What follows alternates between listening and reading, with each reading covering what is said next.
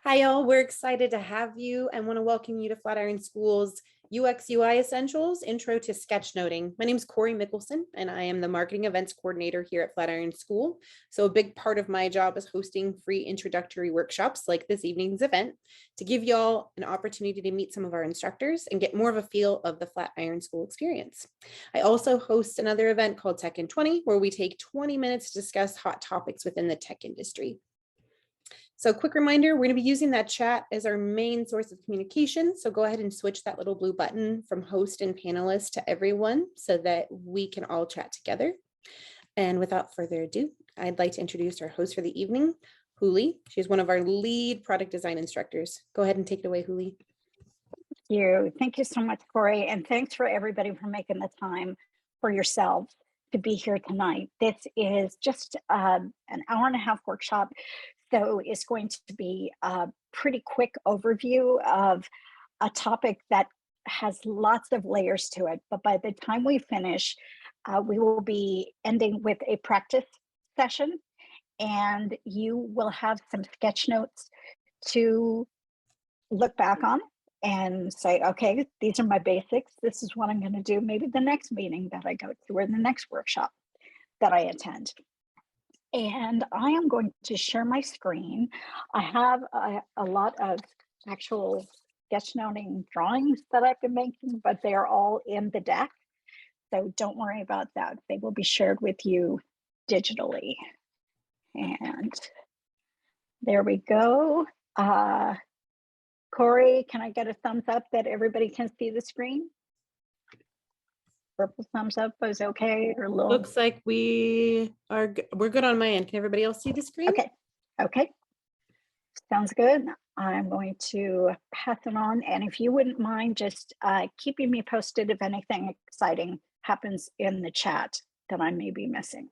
Okay. All right, let's rock and roll. So tonight, intro to visual note taking. Let me get I've got two monitors going, so let me just make sure I get in the one that's going to change the slides. There we go. So we are here tonight from Flatiron. It is our 10th anniversary as a school that is committed to empowering tomorrow's workforce through education. We believe that education is the best investment you can make in your future, and we're committed to helping change lives and the world for the better. One of our many programs is product design.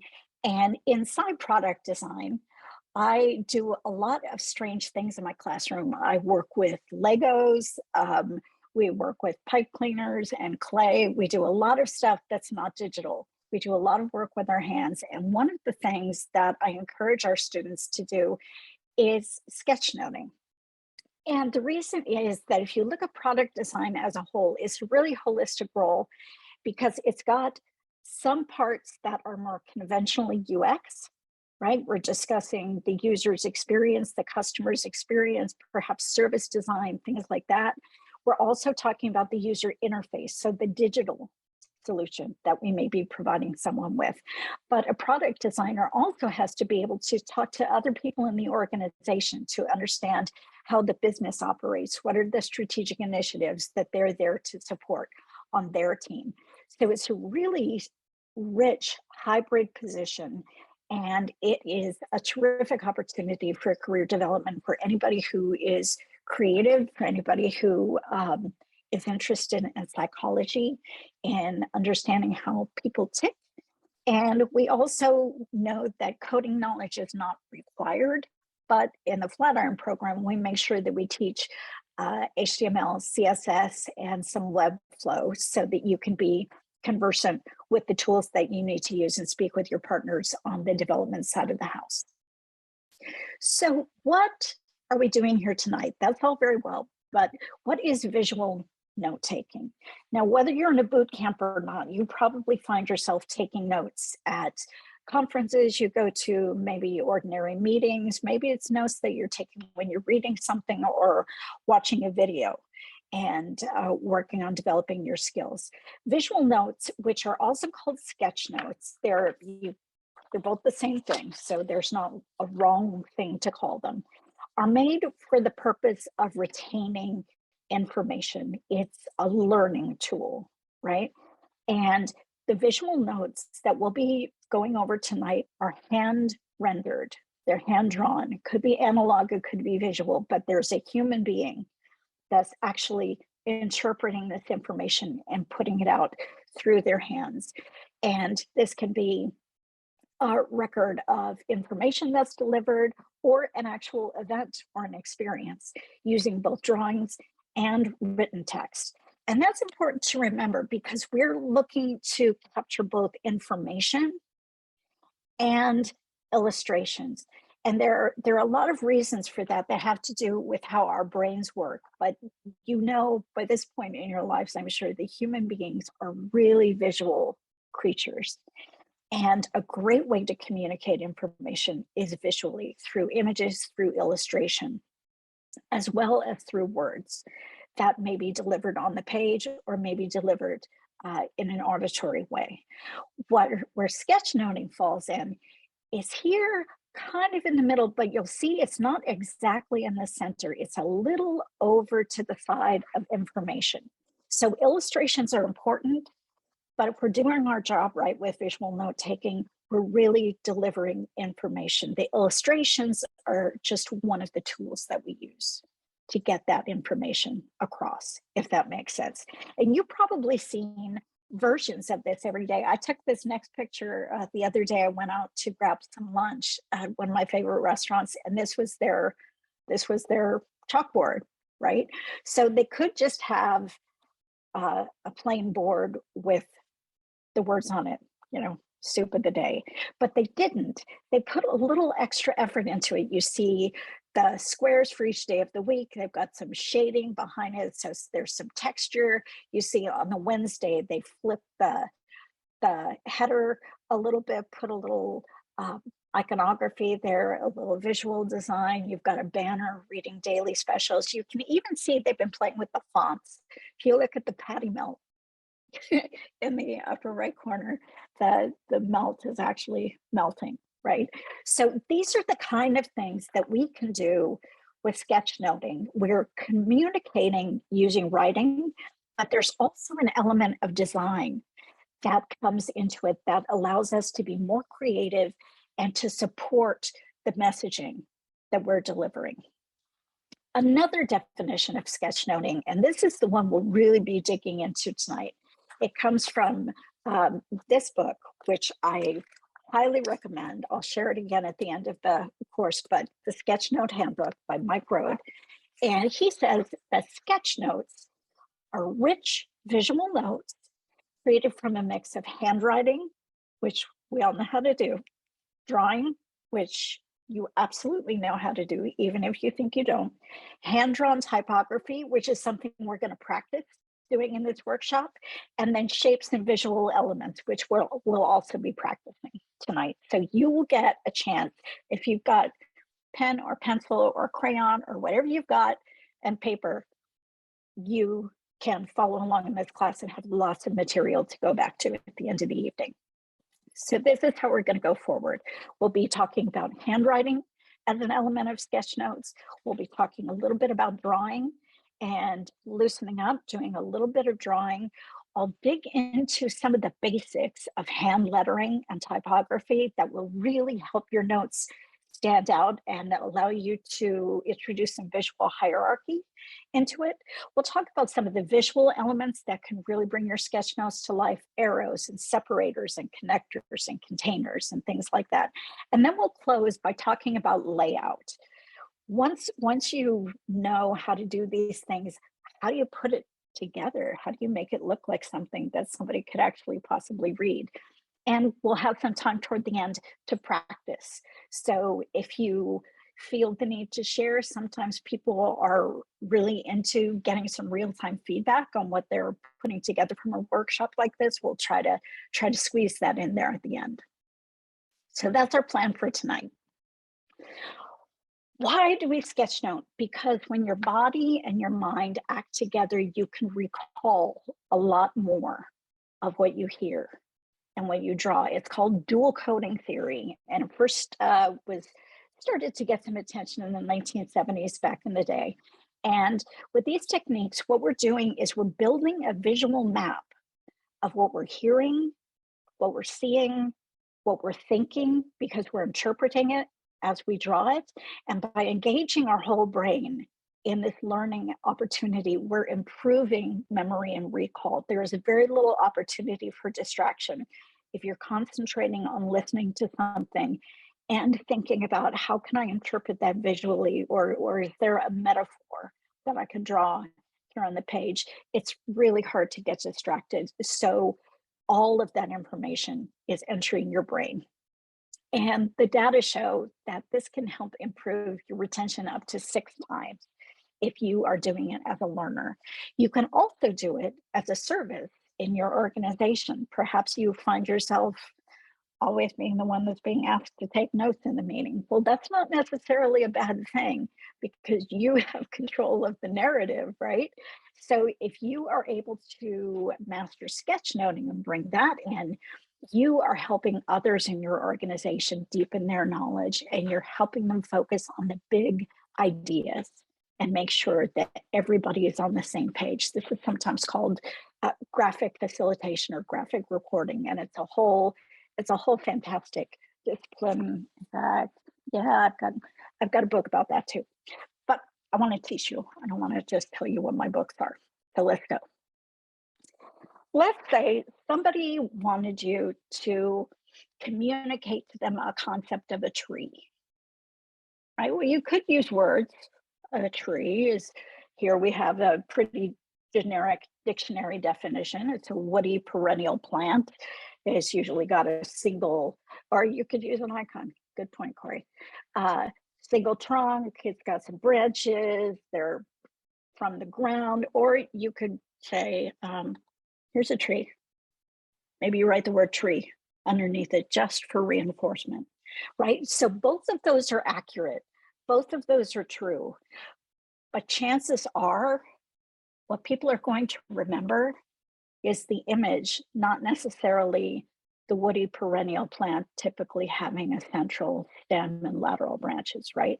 So we want to meet our audience where they are, and we want to meet ourselves where we are by relying on our visual memory to supplement our learning. The tools that you need for sketchnoting, there are lots of people who got lots of opinions about this.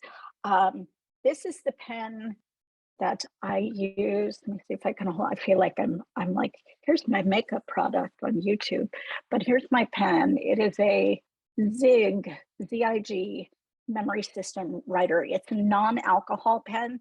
And the reason I like that is because although Sharpies rule, they tend to bleed through the paper. And this pen does not bleed through the paper. So and it doesn't smudge. Food for thought. So you just need paper tonight. It can be the back of your electric bill. It doesn't have to be any kind of fancy notebook, just some kind of paper to draw on, pen or pencil. It doesn't matter. It's impossible to make a mistake. And if you happen to have colored markers, which some of us are a little obsessive, you may have some colored markers handy. And if you have those, great, but they're not required. All you need, pen, paper, and you're ready to go. That's it. So how do we start? We start just as we would when we're taking notes of any kind, right? We're listening, we're looking, we're watching the speaker, or we're watching the panel of speakers, right? We're watching their body language, we're listening to their tone of voice, we're looking at the slides that they're presenting. We are looking at any other visual materials they may be passing around. Maybe they've got brochures that they put on all the chairs, right? We're taking in all of that information. Maybe we've gone to the website and we've looked at the information about this conference or this workshop, and we've got an idea what the main concepts are that are going to be covered. So that's where we start, from a place of curiosity. You've already got this mastered because you've taken classes, you're here tonight, right? You've already got this checked off your list. So that's our starting point, is that frame of mind that we're curious and we're listening for the big ideas. what we want to make sure that we capture in our sketch notes are not every single word that the speaker communicates, because that's not necessarily what's important. A lot of speakers will start with a story, right? But sometimes that doesn't have anything to do with the topic. It's just a way to get the audience warmed up and the audience involved. So you don't necessarily want to take notes about that story, because it's not one of their big ideas that they're trying to communicate, right? So you're listening, you've got the title probably ahead of time, you've got the speaker probably ahead of time, and then you're paying attention to the big idea. And we'll do a practice session, as I say, for the end of this workshop using this workshop. So it's kind of meta. You'll be taking notes and converting them into notes. I think that'll work. All right. So step one, we've got those 5 things, remember, from the agenda that we talked about. The first one that you rely on in your sketchnoting is handwriting.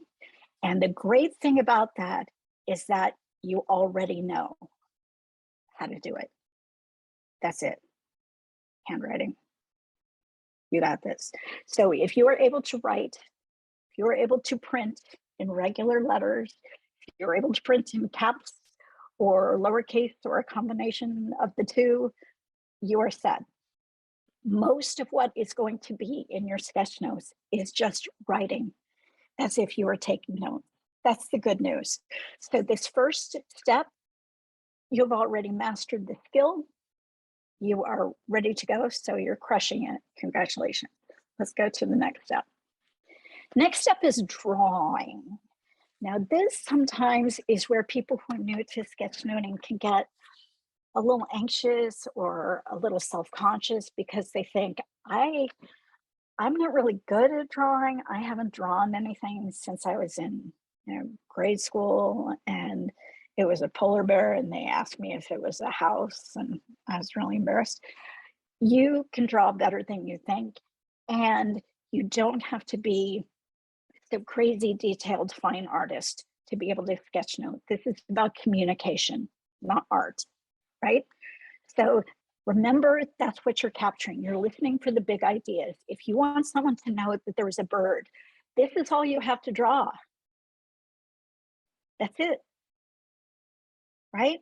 It communicates. Yes, you will get the slides. I would suggest that you take notes, just because that helps reinforce your learning, but you will get the slides from Corey within 3 business days. Thank you for that question. So this is a bird. This is too much bird, y'all. You do not need to be able to draw a bird like this. Honestly, nobody needs this much bird, right? You just need that quick little shape. Maybe it's just a circle with a little triangle and an eye, like the chick emoji, right? That's all you need to communicate it. You don't need to be a fine artist, but there are some things that you can practice to get better. And one thing that we like to use in the product design classroom is the idea of the visual alphabet, right? And we just start with these basic ideas: an angle, an arc, a cloud. You can draw these, and then you begin to combine them together. And that's what turns into communication. So let's take a minute. What I'd like you to do is grab some paper. And as I say, it can be back of an envelope. It can be, well, hopefully not a library book, but grab some paper and something to write with, okay? And we're just going to go through a couple of these elements to get your brain and your eyes and your hand warmed up for sketchnoting. All right, so here's the first one. I'm going to start by drawing points. And you can use a separate sheet of paper for each of these, or you can just do it in a corner of a piece of paper. It doesn't matter. No way to get this wrong. But start drawing with your pen, with your marker, with your pencil, some different points. Sometimes they're going to be a little teeny, like a freckle. Sometimes they'll be a little bit bigger. Maybe they're more like a piece of chopped garlic, if anybody's ready for dinner. So try different sizes of these points and try different places on the page. And just let your hand get used to drawing the little points, these little filled in circles. Okay? Just a couple seconds on that. And there's literally no way to get this wrong. You cannot make a mistake. So if you're judging yourself, stop, because you're perfect. You're doing it right. All right, let's move on to the next step. The next thing that we need to know how to do if we're going to draw is lines. These do not need to be perfectly straight. You do not need to get a ruler. You do not need to use the edge of your desk or your laptop. Just draw a line. Draw a line. And try different angles. It's okay if they cross over each other. Maybe they create something new when they cross over each other. Maybe they communicate something. If you make a bunch of little tiny dashes next to each other, does that communicate something? Right? If you make a very heavy line as compared to a very thin line, do those communicate different kinds of emphasis or different kinds of importance, or draw your eye to a different place on the page? Just take a moment to draw some lines. Okay, you're doing great. All right, let's start to get more advanced. We're going to move up to spirals. Okay, so spiral, if you can make a spiral, you can make a circle, but we're going to start with the spiral. Okay, so try different sizes. You can make a little tiny one like the spring inside of a watch. You can make a great big one like the inside of a seashell. And involve your whole arm, right? Go ahead and move from your shoulder when you're drawing these spirals, these circular shapes. Okay, couple more, and then we're going to start to put them all together.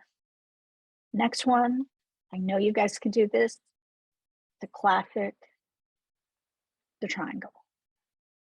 You remember it from back in the day.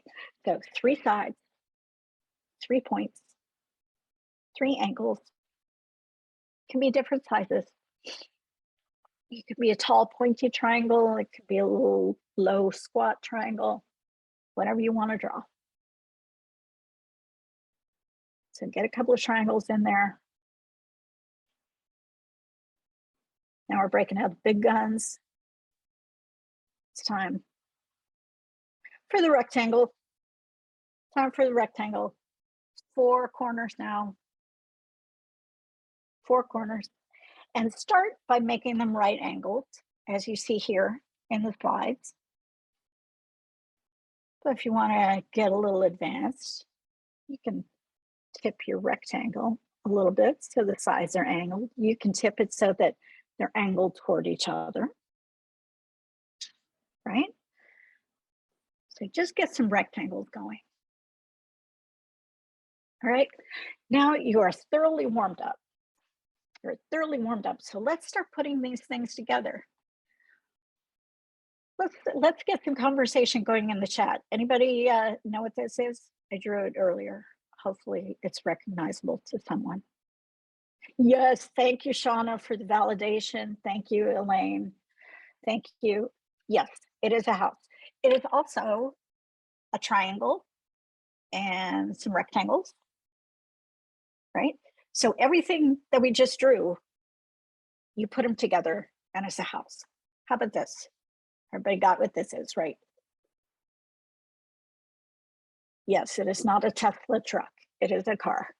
So we've got a rectangle. We've got a couple of rectangles where we're playing with the sides of it, right? We've got little points in the circles for the tire. Super easy. This will not get you a job at Lamborghini, I'm afraid, but it does communicate the idea of a car, just the way an emoji does, right? How about this? This is even simpler, just a rectangle, a couple of lines, and a circle. Look familiar? That's a cell phone, an iPhone. Perfect.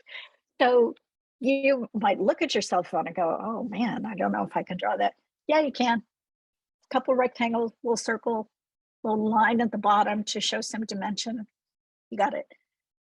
This is my cat, Pierre. And he is very easy to draw. He's French. He's got a very bad attitude and he smokes, but he's very easy to draw. He's a circle, got a couple little circles on his face, some lines, some points, some triangles. You got a cat. Here's Sophie. Sophie's our puppy. She's a little more pleasant. She doesn't smoke. But again, very simple. Look, that's not super complicated. It's 3 points, right? It's just 3 little dots, some kind of triangle things there for the ears, and then almost a little sunburst there for the chin, right? Super easy, but you look at it and you know that that's a dog. All right, one more. This is a little more complicated. This has a couple of additional elements to it. What's this? Gotta be some movie fans in the house. Yeah, it's R2-D2. Exactly. So you've got a half circle, you've got some straight lines, you got a point, you got a couple of rectangles. You might not be able to draw it as quickly as this little house, but you could draw it pretty quickly if you had this as a reference, right? Because you can make those basic shapes and it's recognizable. So that's the level of drawing that we're talking about here. It's about communicating concepts quickly. If you want to communicate a mountain, you can just draw a triangle. And then maybe if it's a really high mountain, you can draw a little squiggly line to let people know there's snow at the top, right? That's all you need to do. So if you were going to draw, let's do a little brainstorming in the chat. If you were going to draw someone achieving their goal of climbing to the top of a mountain, what might be something simple that you could draw? Flag. Yeah, exactly. Maybe you draw the flag on top of the mountain. Maybe you draw the flag by itself, a little stick figure like the backpack. Ooh, he's achieved it, right? That's all you need to do. That's all you need to do. What about the solar system? If you were trying to communicate to somebody that they were looking at the solar system, what's the simplest thing that you could draw to communicate that? Yeah, the dots, circles. Maybe you put the sun in the middle and then some circles of different sizes going around it. Yeah, and people would absolutely get that that was the solar system. You would not need to label the planets. You would not need to draw the continents, right? Yeah, exactly. Exactly, Virginia, you got it right. So that is something that you can do today, right? If you were to sketch, you got the handwriting down, you got some of this basic drawing down. So you are in good shape. Now it starts to get a little more complicated, but that's why you're with us tonight, is to do the complicated stuff. So let's dig in. The next level that we're going to talk about is lettering. And this is different from handwriting. Handwriting is just how you would write your notes or how you would fill out a check or what you write on your Post-it if you're trying to remember to pick up something from the grocery store. Lettering is taking it up a level. It's a little more creative. It's kind of a hybrid between handwriting and drawing. So what I want to do is spend some time tonight practicing that. So as long as you've got your paper and pen, you're in great shape to get started on this. So let's start with the very beginning, the very basics, which is block letters. Okay, so we see on this slide, the very first A is super simple. It's just lines. That's just the way we write it with handwriting. Now, there are 2 kinds of ways that you can make block letters. You could draw it, your letter A, just as you ordinarily would. And then, as you can see in the slide, you would draw a block around each line that you drew. So there are 3 lines in your letter A, 1 on each side and 1 in the middle. And so to create a block letter, you would draw a rectangle around that 1 on one side, the 1 on the other side, the 1 in the middle. so that you've got 3 rectangles there. And then you can color it in with a marker if you want. Another way to do it, if you prefer, is to draw it in marker first. Don't worry about that whole tracing and adding rectangles. Just use a wider tipped pen to begin with when you're taking your notes and when you're putting your header in. And then you can come in after and outline it with a ballpoint pen, or outline it with the other end of the pen if you're using a dual tip pen. So one way is not better than the other. It is absolutely your preference, whatever is faster for you. One thing that I do like to mention is that if you're taking sketch notes for yourself, you can not worry about a lot of these details because you're the one who's going to read them and benefit from them, and you will remember what you were trying to communicate. If you are taking notes for someone else, for example, if you are doing graphic recording at the front of a 300-person conference, right? You may want to either do it digitally, so use an app on your iPad, or you may want to do it in pencil and then go back and do it again. Now that does take a lot more time, but it also gives you the opportunity to correct if you made a misspelling or you didn't leave quite enough room for something. If you've done it in pencil and you've captured most of it, by going back and making a final in pen, you have the opportunity to make those corrections, but that's personal choice. So for notes for yourself, this is block letters. We good so far? Can I see a thumbs up or a plus or a +1 in the chat so I know everybody's still on deck? All right. Thank you very much. Thank you very much. All right, let us go to the next page because now we're going to start going crazy. So, and that is, we're going to start talking about serifs. Serifs are the little hats and shoes. That's how I think of it on the letters. So you see this first one, that's sans serif, or perhaps our friends from Canada can correct my sans serif, sans serif. I don't know. Sans serif means there's no serif. And that's how we usually write because it's faster and it's easier. Sometimes though, we want to communicate that an idea is sophisticated or is more polished or deserves more attention. And we may want to add a serif to our letters just to give them a little bit more emphasis, right? A little more authority on the page. And that is very easy to do. All you have to do is, if you're doing it simply with a pen, you do what's in the first drawing, which is you draw it as you ordinarily would, and then you can go back in after and add the little serifs one at a time. Very easy. Or if you want to be a little more sophisticated, spend a little more time on it, you can do what we did on the previous page. You can draw the letter as you ordinarily would, then make the rectangles, turn it into a block, and then add additional blocks where the serif would be. Now you can see this first one at the top of the page. It's very simple, clean, easy to read. You could probably read it very quickly if it were in a word or a line of text. This next one is more like a display font. If you've got a background in graphic design, right? It's got a little more personality, a little more heft, and so you'll want to use it more sparingly. But either way, it's super easy to do. And what I'd like to do is just take about 15 seconds and give you an opportunity to write out, just as much as the alphabet as you can get through. And then start adding some little serifs in and see how that changes your handwriting. See how that makes it start to look more artistic, more creative, more intentional, and less casual. Let's just take a few seconds, right?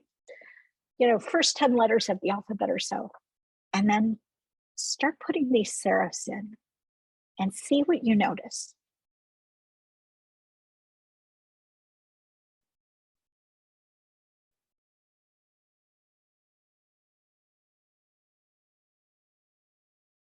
amazing how those just tiny little strokes of the pen can start to give your writing an entirely different feel, right? And that's just the tip of the iceberg. So we know how to do block lettering now. We choose to, and that will become fast. Yes, yes, good point, Virginia. Sometimes it's hard to tell in which direction the serif should go. And part of that comes from just practice and becoming more familiar with other fonts. But you really can't get it wrong, because nobody is going to be looking at your note and correcting it against Google font. Generally speaking, if you're following the line, the bottom line, and giving them little shoes to stand on, you're great. You're giving them a little hat on the top line, you're great.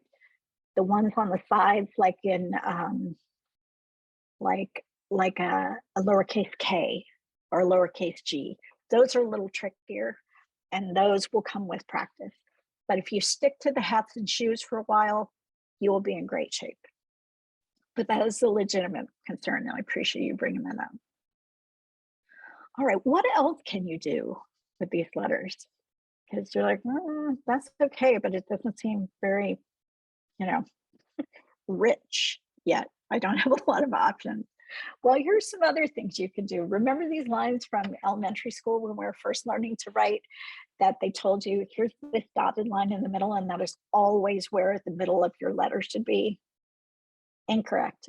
You're adults now. You don't have to eat the crust on your sandwiches, and you can put the midline of your letter wherever you want to. So here are a couple of examples. And first one is the crossbar of the A is right at the midline, just as it ordinarily would be.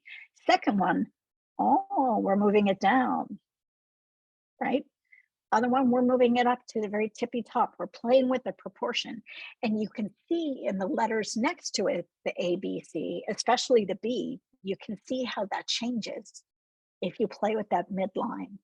And as long as you're consistent with where you're placing that midline in your line of text, you can have an enormous amount of fun making your writing look really cool.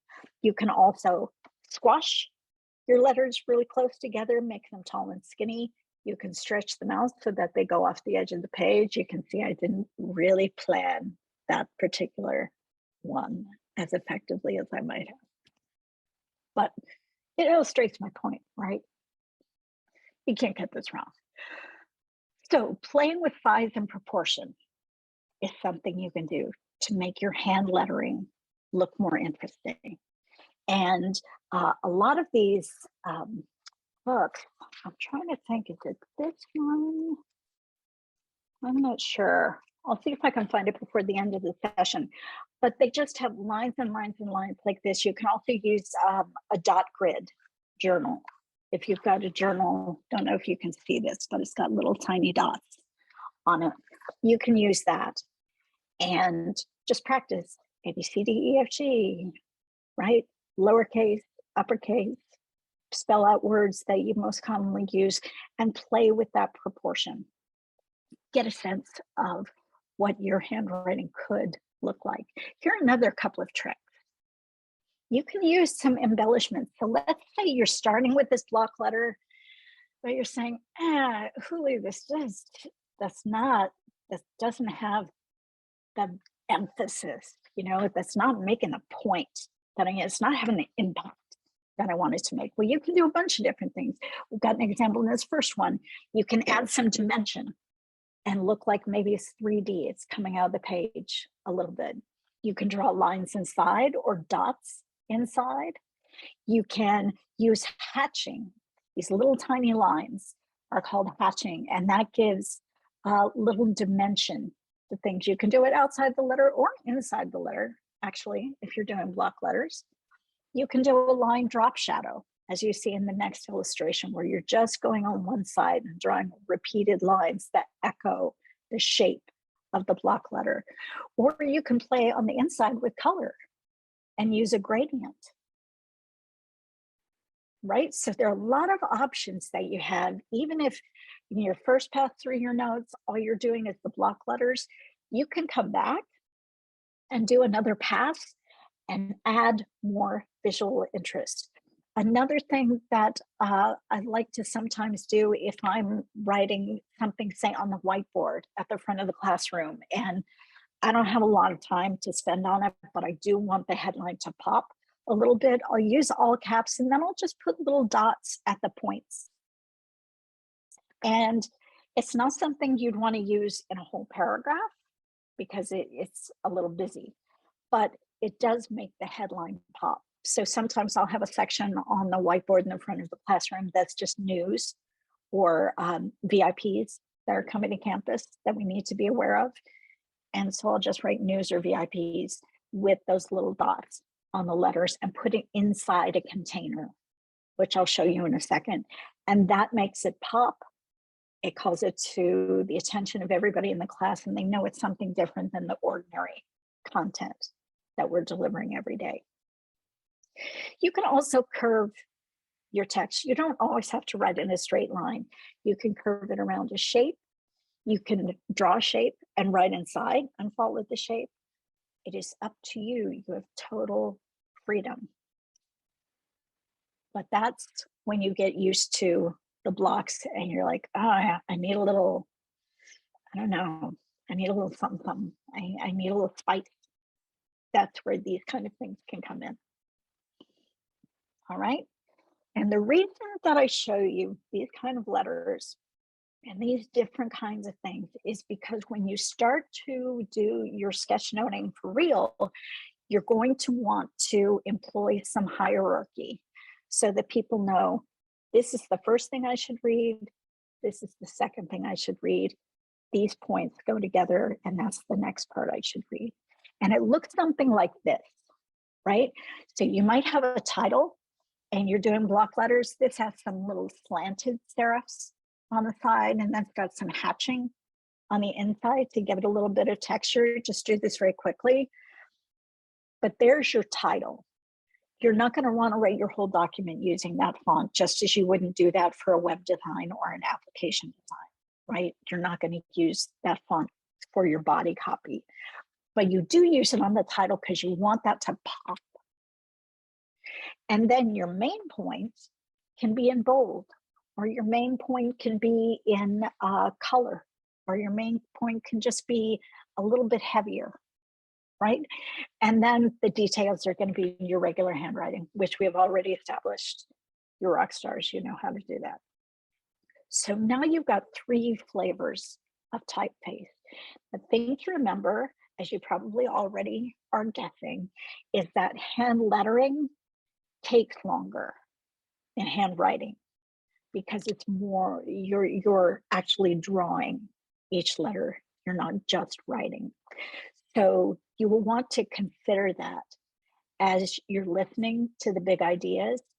And you're not going to want to realize, oh my gosh, I'm writing a whole sentence in this giant font when it really could have just been one word. And then I could write a lot more content very quickly in regular handwriting underneath it and still understand what I was trying to say. That makes sense? How are we doing? Any questions before we move on from lettering? Oh God, I've got the chat open in case anybody's got a burning question before we move on.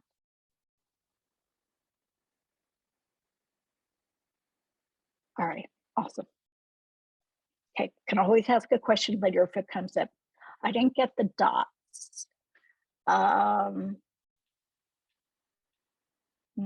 you say more about that?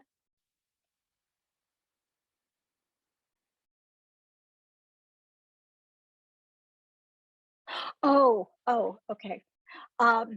Yeah, see in this slide where we've got the letter T and there's the little hatching inside here. You could also do it that. There's the letter T, or now let's use the letter D. So you start with the letter D, right? Basic letter D. Then you turn it into a block letter, right? Like so. So you got your block letter D. And then if you wanted to, you could do, it's going to take me a second, do some dots. And then maybe the dots get lighter. and lighter toward the top of the letter. So it looks something like this. So it's almost a gradient, but instead of hatching, you're using dots. Yes, yes, exactly, like stippling. Very good. That's a much better word for it. I'll use that next time. That's exactly what it is. All right. Any other questions? All right. Now let us move on. We're going to move on to the next element, which is elements. Next element, visual elements. This is where your sketchnoting really starts to come to life. You might think it's the drawing. Amazingly, it's not. It's actually in these elements. So we're going to go through a number of them, and I'm going to give you time on each of these to draw some. And you can take inspiration from what you're seeing on the screen. You can use your own imagination, but you want to fill maybe a quarter of a page or even half a page with each of these elements so that you start to get some practice drawing them and then drawing them more quickly and drawing them even more quickly. Okay, you ready? Ready for the first one? Got Pier whisker. My mouth. There we go. All right, visual elements.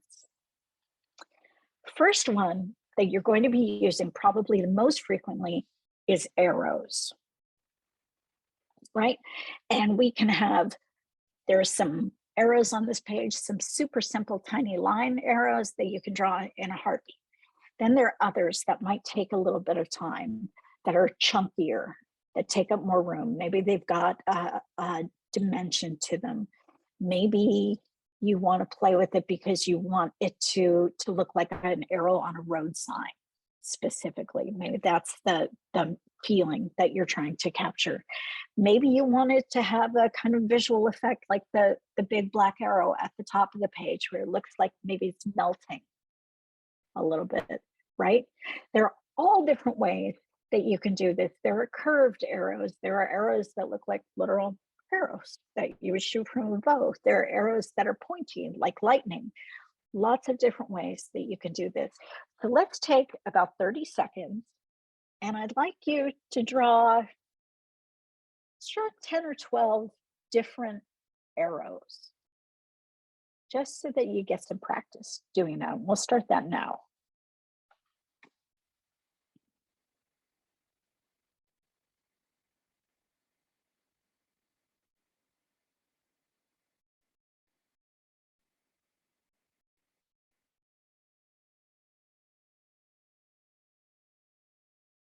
Maybe you want to group some arrows for emphasis. Practice a heavier stroke, a lighter stroke. Maybe it's filled in, maybe it's not. But arrows are a real gift to your notes because that is going to help you indicate the path to take the information. In a book, it's very easy to read one line of text and you know to go, at least in Western languages, you read one line and then go to the next line and go to the next line in a very familiar pattern. With sketchnoting, where you're illustrating concepts and adding images to the message, it can be a little less intuitive how you're supposed to take your journey through the page. So arrows are a great way to help yourself or help your reader get through the information in the order you intend. And we have another tool in our toolkit, that is bullets. You will find certainly in regular note taking that you probably use bullets quite often. And you can use that concept in sketchnoting as well, but you have a little more liberty to be creative with what those bullets look like, right? They don't have to necessarily look like a typewriter. They can be a star, they could be a champagne glass, they could be an apple, they could be any shape that is reinforcing the message that you're telling, right? If you're talking about hydration, maybe your bullets are little tiny water bottles, right? So it could be anything.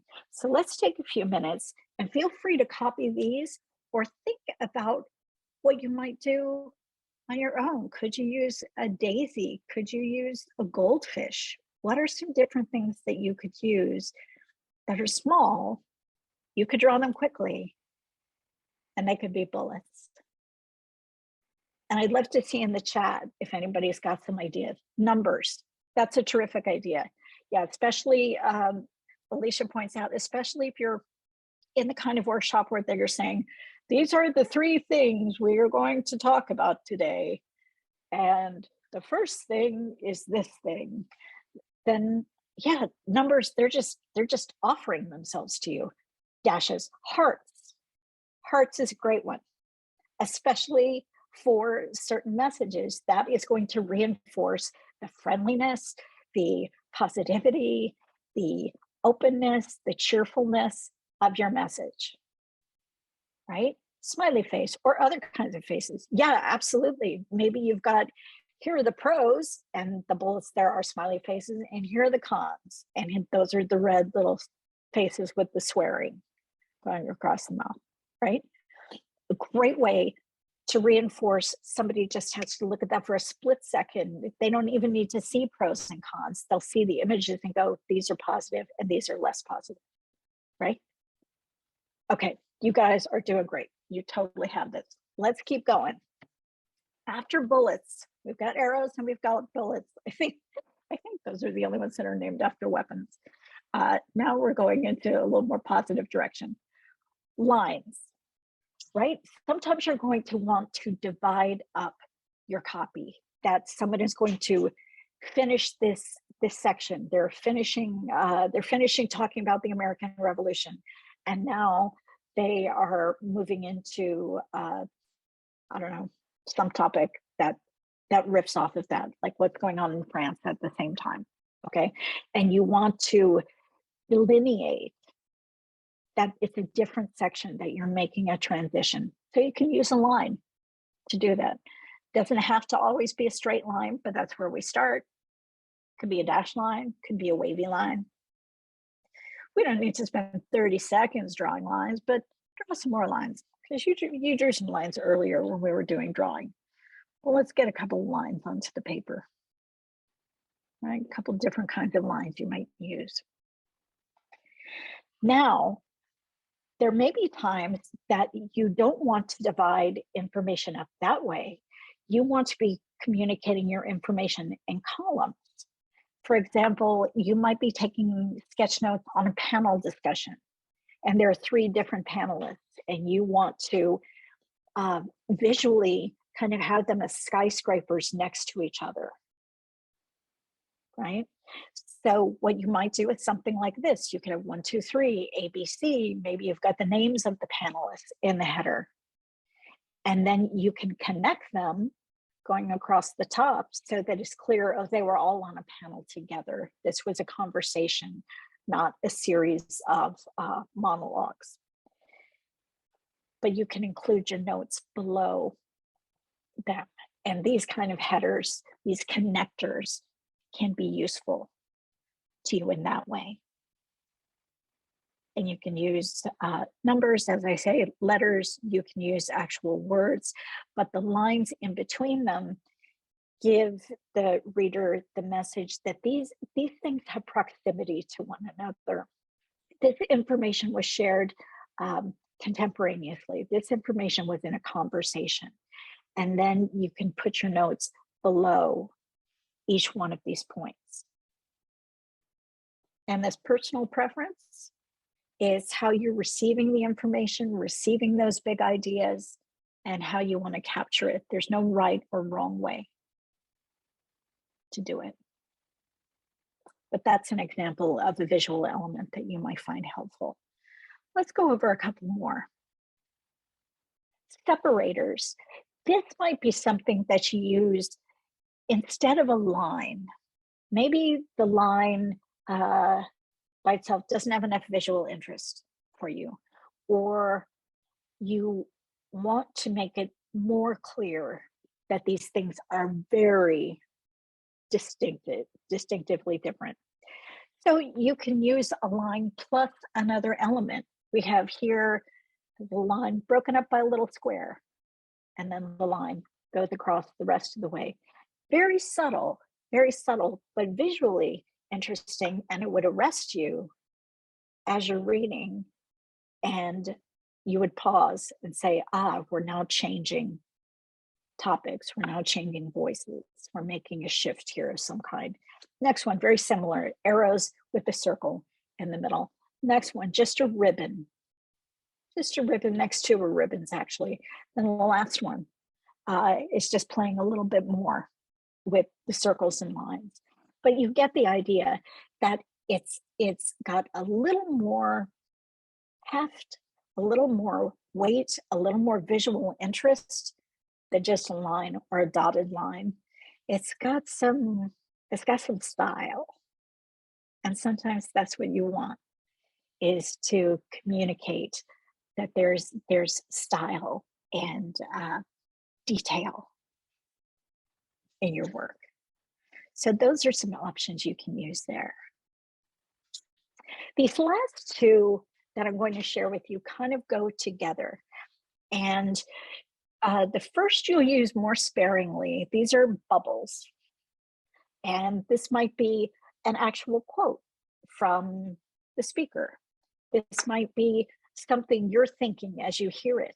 You're thinking, I don't think that is actually true, or I'm going to go follow up on this afterward because I don't think the moon is made of cheese. I really need to check their sources. So you can use those bubbles in that way, but bubbles are kind of part of another category that I call containers. And this is something that if you've got a graphic design background, maybe you can think of this as where you would put a poll quote, right? Or where you would have something pop out, a text block, so that it would call people's attention to it. And it can be as simple, this one in the upper right, that is what I use probably way more than I should, because it's just a rectangle and then you make two sides a little bit heavier. And it's visually more interesting than a plain rectangle. It feels like it's got a little pizzazz, but it's not very hard to draw at all. Next one, little quotation marks, and then a block around it. You could do a sunburst, or like if something's on sale or something is new, right? You might want that little explosion sign. And there are a number of other designs here. So let's take a minute, or take 30 seconds-ish, and let's draw some containers. You'll get these slides, of course, but think about what containers you might like to draw. Maybe you want to draw a cloud. Maybe your containers are different kinds of puzzle pieces that you can see that they would fit together. So think about what kind of containers you might draw.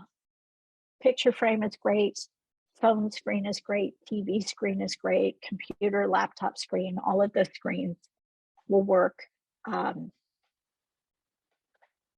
trophy shape can be a container. Put some number one tip, blah, blah, blah, blah, blah, and write it inside the shape of a trophy, and capture that in your sketch note. Let's take a few more seconds to write down some containers.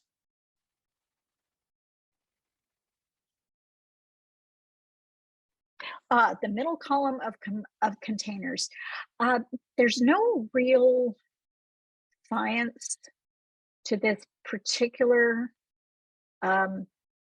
set, although I guess I can see that the first column looks like they're all pretty standard rectangles. The second one, the top image is intended to be quotation marks, so that might be a poll quote. The next one, a circle of arrows all pointing in, might be something that you want to emphasize and say, don't miss this section. So what you might put in the middle of that is most important thing is communication. For example, maybe that's one of the big ideas that came up. The next one is intended to be kind of a play on parentheses, right? So giant square brackets. So you can use big parentheses, you can use curly brackets, whatever you choose. And then the last column, like I say, that first one is like a sunburst or a starburst that might be new and improved, on sale, you know, some way of calling your attention to it. The next one down is intended to be kind of an ornate picture frame. So pulling your eye in to that. And then the last one is just a little designy. It's almost like a desk blotter, right? You've got quarter circles on the corners, and maybe you're communicating something that you want to remember on your calendar. That's how you might put it in there. Does that help, Sherry? I do not understand the purpose of all the sketchings. The ideas for these sketches are to put text inside them. So they won't stand by themselves. They will have words inside them. Yes, Sherry, that last one, I was playing with the idea of a desk blotter that, you know, how sometimes you get the paper desk blotter and it's got the little leather corners on it. Desk, D-E-S-K.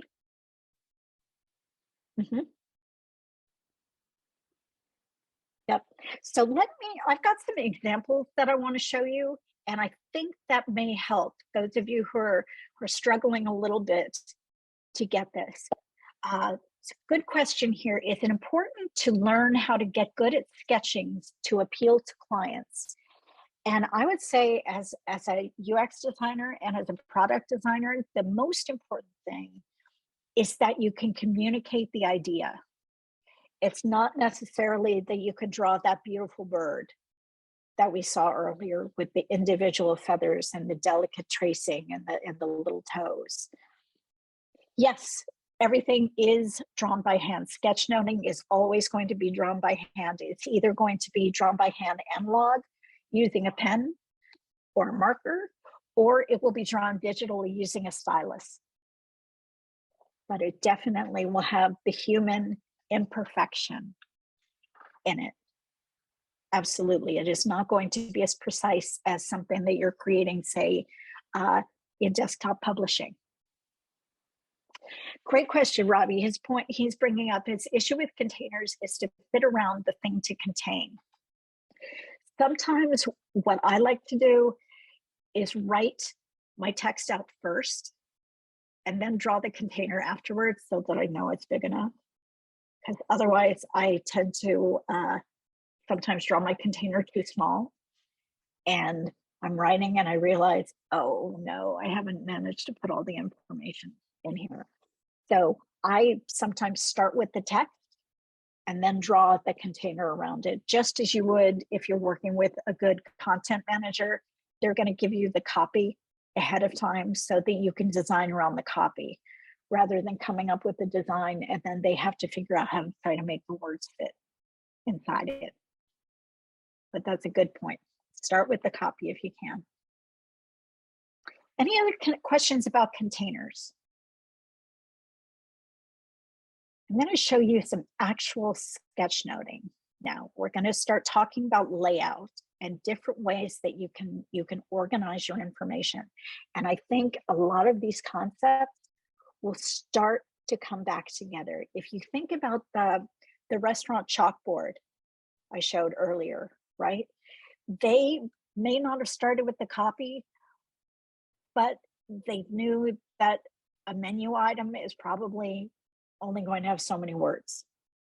So they were able to make all their containers the same size, right? You may be doing something like that, or you may have wildly different pieces of copy, some that are only 2 or 3 words long, and some you want to capture a whole sentence that someone said. So let's take a look at what that might appear to be like when we lay it out. And that's our 5th task of the day, right? We did handwriting, we did drawing, we did lettering, and we did these visual elements like arrows and bullets. And now we're talking about how do we put it all together on a page so that it makes sense. All those individual elements are interesting and all, but what do they look like when we put it together? So here's an example of linear notes. Now for this, someone has used just a regular notebook. That's how they're choosing to make their notes. So you can see there are 2 pages here. And what he's done is he started with the speaker's name, which is Jeffrey Bowers, and it's the University of New South Wales in Australia.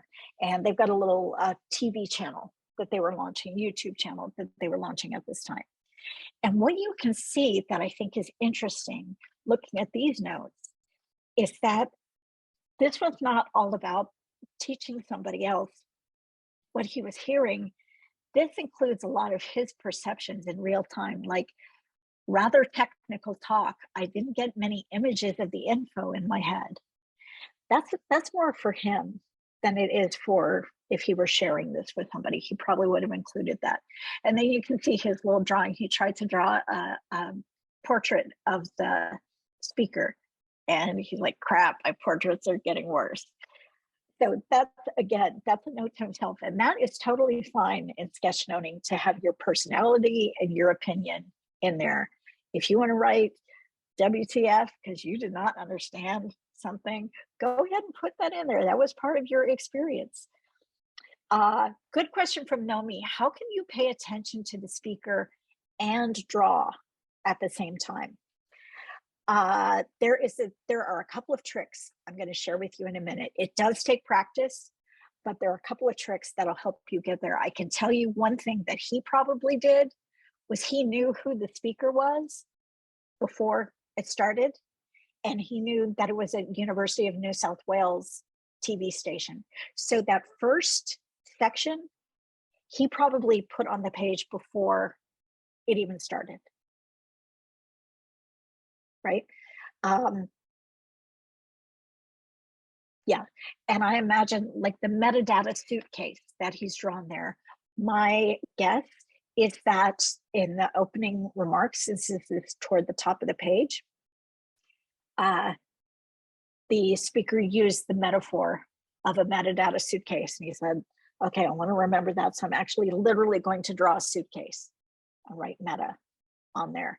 But what he points out is there weren't in the speech he was listening to a lot of things like that. So you can see much of this is just handwriting. Much of this is just handwriting. He's got some lines. He's played a little bit with the midline on his headers. So problem and careful and advantage pop out a little bit. He's used some block lettering on EG and use. He's pulled out, if you see under use on the second page, he's got the if this and if that. And he heard 2 ifs, and so he made them in matching circles with a little bit of shading next to it. And he's got a couple of arrows that he threw in there.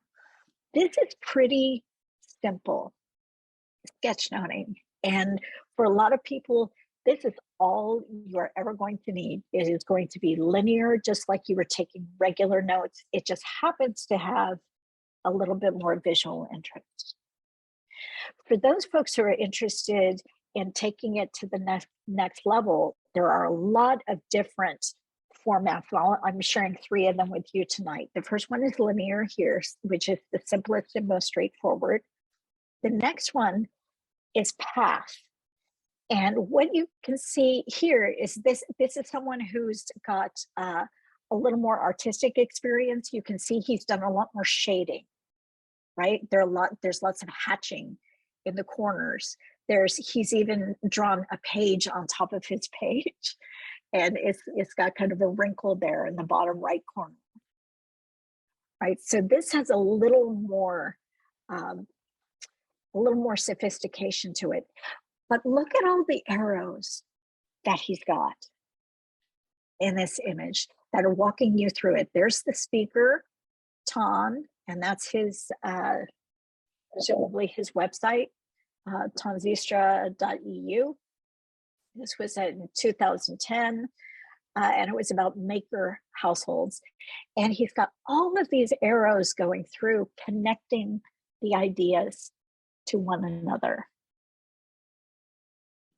Now, if you're using a linear format, it's going to be much more straightforward. You won't necessarily need a lot of arrows, but here he's spreading out over the whole page, right? And presumably this is a bigger page. This is more like this size of a notebook. And so he's taking up the whole page. So the arrows are helping guide your eye through this.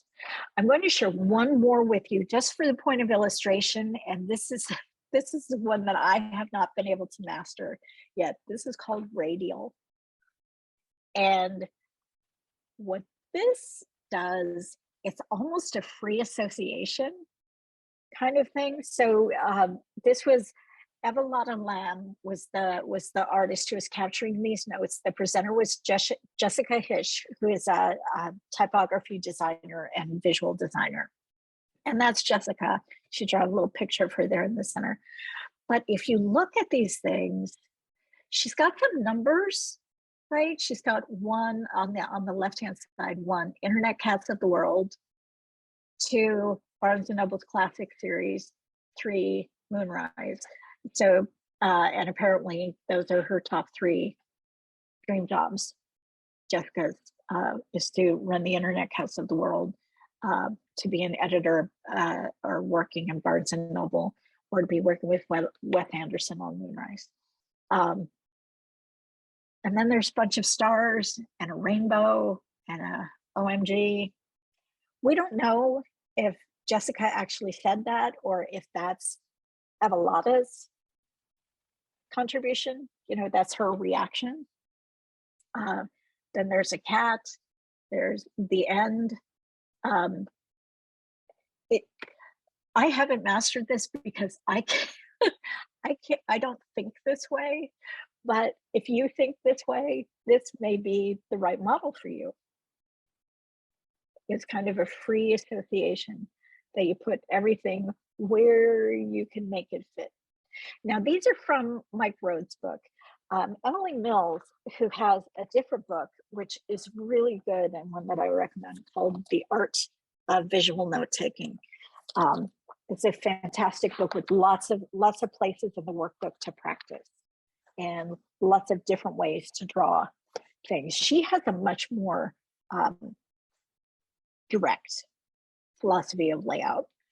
And her philosophy is that you make blocks, just as you would do if you were making a wireframe in UX. And so she suggests one way of doing it is you've got a portrait of the speaker, you've got the title in whatever header groovy font you want to use, and then maybe the event name, and then your notes begin after that. And that, back to Nomi's point, that is something you can do before the session even begins, because there's probably a picture of the speaker on the website, or maybe they're just standing in the front of the room waiting for the session to start. You could just draw a quick sketch. Her other example here is it focuses more on the title of the presentation, less about the speaker. There's a logo, so there might be a South by Southwest or whatever conference you're attending, a little tiny sketch of the person, and then the name and the date of the event. Again, this is something that you could do in your layout before the event starts. So we've got about 10 minutes left, and I want to give you the opportunity, if you would like, to take a stab at doing a little bit of sketchnoting of what we talked about tonight. And you certainly don't have to. We've got some other material to cover, but if you'd like, you would start probably with me. So there's a picture of me, but that is way too much bird, y'all. You do not need to draw that. That would work. That is all you would need if you wanted to communicate. This is Huli. Little messy hair, little glasses, little smirk. The pen that I'm using is a Zig Memory System pen, acid-free, archival quality writer, and it looks like let me see if I can hold up the part where it says Zig. There you go. And it's dual-ended, so one end is very fine. You can see here, this is it's felt tip, but it's almost a ballpoint, and this end is much thicker, and that's what I used for this drawing and many of the others you saw tonight. So let's practice. So this is what you might include if you wanted to do some sketchnoting of tonight's workshop. You know what the title is, Intro to Sketchnoting or Intro to Visual Note-Taking. You can draw a little sketch of me. All you really need to draw is the glasses. And then we had these 5 big ideas that we went through. Thanks for coming, Nancy.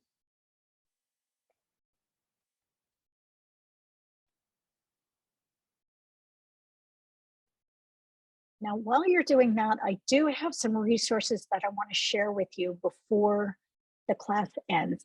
So if you've got a sketch note or even the very start of a sketch note that you want to hold up to the screen and share with us, Corey can work with you to turn your camera on, and I can stop sharing my screen and we can all give you feedback. If you don't want to do that, that is absolutely okay too. Let me go through though and give you some of these resources that are available if you want to continue to explore this topic. Sketchnoting stuff. So first I want to give you the free stuff. So first resource is you can put 100 days of visual library into whatever search engine you use and it will pull this up. But this is a designer and Christina's survey. And what you can do is sign up here and she will give you 3 prompts a day. Like it might be error button, laptop, and brilliant idea. And you will draw those, whatever you think an icon might be for each of those. The next morning, she'll say, here's what I drew. And here are 3 more prompts. And so at the end of the 100 days, you have a library of 300 icons that you can use for your sketchnoting, for your low fidelity prototyping, if you're a UX designer or a product designer. You can use it in any kind of lo-fi work that you're doing. And it's a great way to practice boiling down large concepts into small visual ideas. So highly recommend this. Again, you'll be getting these slides in a few days. So don't worry about trying to catch this whole URL in your notes. And it will be shared. Corey will be sharing the recording of this video with everyone who is registered for the class. So you will be getting a link via email. So absolutely, you can rewatch it. Here's a second resource, is the Noun Project. This is one that I highly recommend. This has lots of talented artists from around the world. And you can type in clean environment and you will get hundreds of different powerful icons that different artists have created. And you can use those as your inspiration to create your own icons. Or you can build a new library. You can put these in your component library. And the last one I'll share with you, this is an actual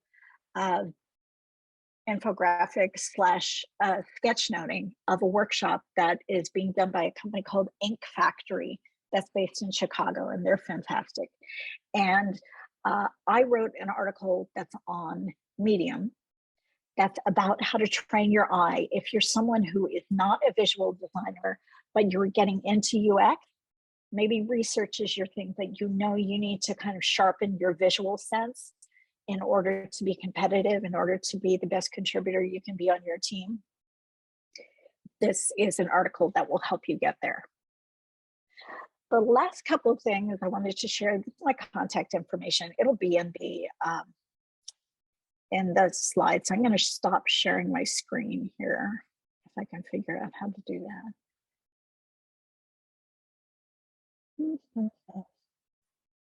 There we go. Stop sharing. So now I'm back. So these are the last couple of things I wanted to share. This is Emily Mills' book, Emily Mills, and it is called The Art of Visual Note-Taking. I highly recommend it. It's a slim volume. You can get it at Amazon. I would probably recommend getting a new copy just because it's got a lot of blank worksheets and you don't want to necessarily be writing on anybody else's work. But I mean, she'll teach you how to draw hands, y'all. Amazing. So this is a great resource. A couple of other resources, Mike Road, which is the author that came up with the concept of sketchnoting. He has a book called the Sketchnote Handbook, and then he also has a follow-up volume called the Sketchnote Workbook. That is also terrific. It gives you more practical advice. There's even digital videos that you have access to inside there. Ink Factory is a company that I mentioned, inkfactory.com. They're based in Chicago and they are amazing. Their slogan is something like, "You talk, we draw." It's great. And that's all they do. It's this kind of thing. And two other books that I'll share with you. Dan Rome, The Back of the Napkin, is a great book.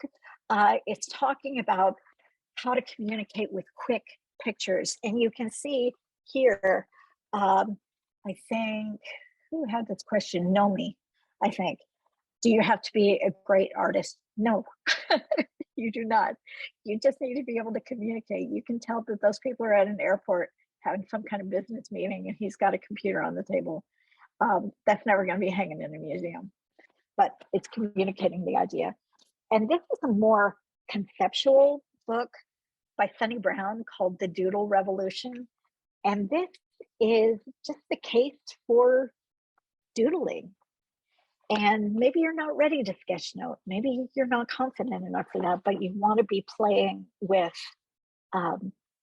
visual design a little bit more. Maybe that's your gateway drug. So that is what would get you into it. There's some great notes from Corey in the chat here, a link to our YouTube channel so you can stay up to date with all of our stuff. And I'll be happy to stay on for a couple extra minutes for other questions. Would it be helpful to study cartooning? I think that would be great. I can tell you though that most of these resources, like, let me get Emily's book. She'll teach you a lot of the stuff that you would learn through cartooning is in this book. So if you are specifically interested in sketchnoting, one of these books might be more helpful to you because it's going to be focused on just capturing those big ideas, working on the layout and getting it in there. If you're interested in becoming a more proficient illustrator, then for sure, I would say go ahead and there are lots of great cartooning resources out there. Does grid paper help sketchnoting? Great question, Ravi. For me, it absolutely helped when I was working on my lettering because it doesn't have to be grid. It could be dot grid. It could be graph paper, different options. And you don't have to go out and buy fancy stuff. You can print it out. Just type in grid paper in search engine and get a template and print out and make your own grid paper instead of for it at the store. And I'll do a last plug for the books. Emily's is The Art of Visual Note-Taking. And Mike's is the Sketchnote Handbook, the illustrated guide to visual note-taking. So either one of these, if you typed visual note-taking into Barnes & Noble or Amazon or went to your local bookstore and just asked them for books on visual note-taking, they'd be able to order those for you. And I did include all of the titles and the authors in the chat. You're amazing. Thank you. Yes, if you scroll up, that's in there. Great. Well, thank you all so much for taking this time with us tonight. It is always a pleasure, even if I can't see your faces, to know that we're talking to future designers or current designers who are just interested in enriching their skills and having more things to contribute as they go through their careers. And we're really grateful for the time. Corey, did you have anything to add as we close for the evening? I just wanted to thank everybody, especially you, Huli, for teaching another incredible event, and everybody that made it out tonight. Thank you. We really appreciate you guys. If you guys have any questions, I did drop a couple links in the chat for y'all, our admissions team, as well as like their YouTube page and our upcoming events. We have several product design and specific events next month. So we have like an info session if you want to learn more about the program. We have an intro to UX UI. We have a couple guest speakers coming in, a couple in-person events if you live near Denver or New York. So please check out our events page and we can, oh, that's my cat. Sounds like Pierre. We hope to see you again soon. So thank you all and have an amazing night. Thank you all.